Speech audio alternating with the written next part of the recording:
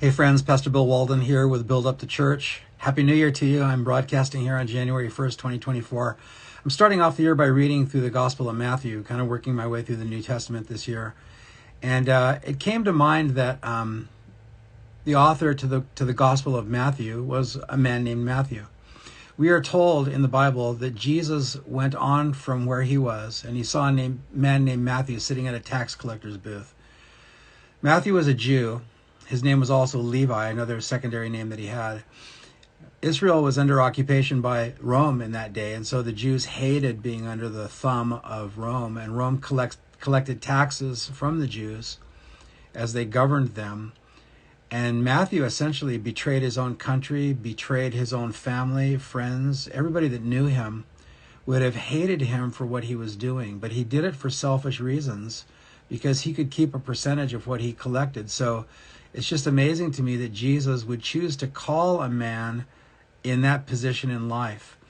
In the 2016 presidential race, Donald Trump versus Hillary Clinton, it was interesting. I believe that Hillary made a big blunder verbally at a fundraiser when she said a lot of Trump's followers just belong in a basket of deplorables. And then she went on to kind of name the unsavory aspects of how she saw some of Trump's followers. And that word deplorable really stuck in my mind, that Matthew would have been considered deplorable to his fellow Jews. He would have been hated. It would have been a very solitary life. But it's amazing to me that he gave up so much just for money. How many friendships did he sacrifice? How much family rejected him?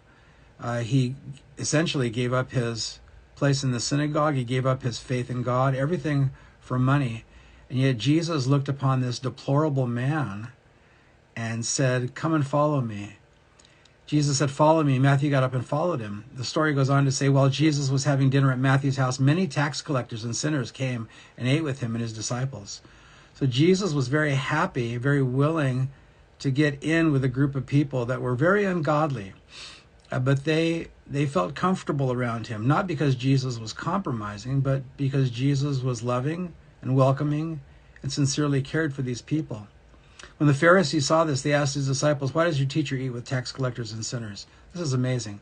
And Jesus said, "It's not the healthy who need the doctor, but it's the sick." And so Jesus went to the spiritually sick of Israel, still goes to the spiritually sick of the world today. And then Jesus told the Pharisees, "Go and learn what this means. I desire mercy and not sacrifice. I have not come to call righteous, but sinners." So who had he just called? He had called Matthew, a sinner. A man rejected, I'm sure, by his family and friends. The Bible doesn't tell us that, but historically we know that Israel hated tax collectors. And once again, I just have to imagine, but I think it's a sanctified imagination. I think I'm probably pretty accurate on this, that Matthew gave up everything for money. And that's a great indication of a very selfish, uncaring, unloving person. And so a deplorable. And yet Jesus called him and said, "I want you to come and follow me, and come be my student."